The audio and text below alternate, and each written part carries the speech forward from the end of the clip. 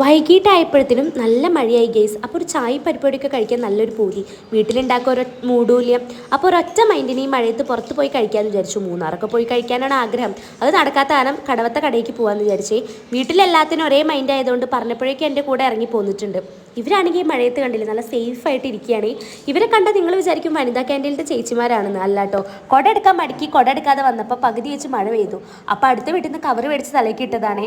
ഞാനാണെങ്കിൽ കുട എടുത്തുള്ളത് കാരണം സേഫാണ്, കുടയും ചൂടി നടക്കുന്നുണ്ട്.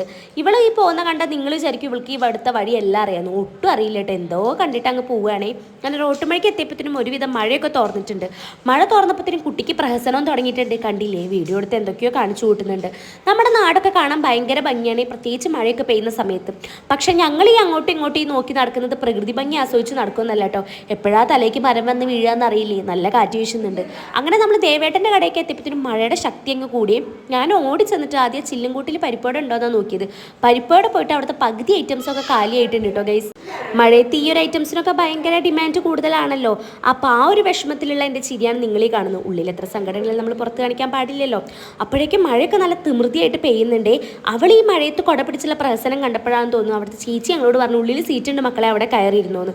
നമ്മളവിടെ കയറിയിരുന്നപ്പോഴത്തേനും ദേവേട്ടതാ ചായ അടിക്കുന്നതാണ്. മൂപ്പരാളുടെ ആ ചായടിയിൽ അറിയാം മൂപ്പരാളുടെ ആ ഒരു എക്സ്പീരിയൻസ്. അപ്പോഴേക്കും നമുക്കുള്ള ഉള്ളിവട അവിടെ കിടന്ന് തിളയ്ക്കുന്നുണ്ട്. ഫൈനലി നമുക്ക് സാധനം കയ്യിൽ കിട്ടിയിട്ടുണ്ട്. നല്ല ചൂട് ഉള്ളിവട ചട്നിയിൽ മുക്കി കഴിക്കാൻ ഭയങ്കര ടേസ്റ്റ് ആയിരുന്നു ഗേസ്. പുറത്താ മഴയും നല്ല രസമുണ്ട്. ഉള്ളിലിരിക്കാൻ ഒരു വൈബ് ഇല്ല എന്ന് പറഞ്ഞിട്ട് വൈബ് കിട്ടാൻ വേണ്ടിയിട്ട് നമ്മൾ ആ കടയുടെ നേരെ മുന്നിലുള്ള ഒരു ബസ് സ്റ്റോപ്പിൽ കയറി ഇരുന്നിട്ടുണ്ട് കേട്ടോ. അവിടെ എത്തിയതും കുട്ടിക്ക് പിന്നെയും പ്രഹസനമൊക്കെ തുടങ്ങി. ഉള്ളിവട പിടിച്ചിട്ടാണ് ഇപ്രാവശ്യത്തത്. അപ്പോഴേക്കും ദയവായിട്ട് നമ്മുടെ ചായ എന്ന് പറഞ്ഞ് വിളിച്ചപ്പോൾ ഇവർ പോയിട്ട് ചായയൊക്കെ മേടിച്ചിട്ട് വരുന്നുണ്ടേ. ഞാനൊരു ചായ പേഴ്സൺ അല്ല, പക്ഷേ ഇവിടുത്തെ ഈ ചായ കോഫിയൊക്കെ എനിക്ക് ഭയങ്കര ഇഷ്ടമാണ് കേട്ടോ. ഇത്തവണ ഞാൻ കോഫിയാണ് മേടിച്ചത്. അങ്ങനെ കോഫി കുടിച്ചിട്ട് നമ്മൾ എന്തൊക്കെയോ ഗേൾസ് സ്റ്റോക്കൊക്കെ പറഞ്ഞ് അവിടെ ഇരുന്ന് ഇങ്ങനെ കളിച്ച് ചിരിച്ചിരിക്കുകയാണ്. അങ്ങനെ ചായയുടെയൊക്കെ കഴിഞ്ഞപ്പോൾ നമ്മൾ വിചാരിച്ചു നേരെ ഒന്ന് കടവത്ത് പോയിട്ട് വരാമെന്ന്. ഇതുവരെ വന്നിട്ട് എങ്ങനെ കടവത്ത് പോവാതെ പോവാല്ലേ. അങ്ങനെ നരഞ്ഞിപ്പുഴയ്ക്കുള്ള നടത്തായിട്ടോ.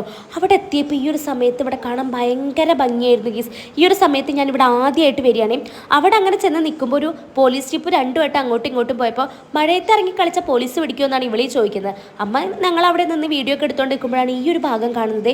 നമ്മുടെ നാട്ടിൽ ഇങ്ങനെയൊക്കെ ഉണ്ടെന്ന് ഞാൻ ആദ്യമായിട്ടാണ് കാണുന്നത്. അങ്ങനെ അവിടെ ചെന്നിട്ട് കാലൊക്കെ കഴുകുന്നുണ്ട്. ഈ വീഡിയോ എൻ്റെ അമ്മ കണ്ടു കഴിഞ്ഞാൽ എന്തായാലും എന്നെ കൊല്ലുന്നുള്ള കാര്യം ഉറപ്പാണ്.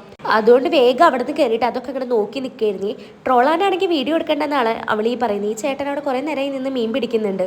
അതൊക്കെ കഴിഞ്ഞ് അമ്മേനെ സോപ്പിടാനുള്ള ഐറ്റംസ് ഞാൻ നേരത്തെ മേടിച്ച് കൈ വെച്ചിട്ടുണ്ട്. ഇവിടെ നിന്ന് എന്തൊക്കെയോ പറക്കിയിട്ടൊക്കെയാണ് വരുന്നത് ഗെയ്സ്. അതൊക്കെ കഴിഞ്ഞിട്ട് പുറം മാത്രം തണുത്താൽ പോലോ അകം ഒന്ന് തണുപ്പിക്കാൻ വേണ്ടി ഞാൻ ചിൽഡ് ജീരക സോഡയൊക്കെ മേടിച്ച് കുടിച്ചു.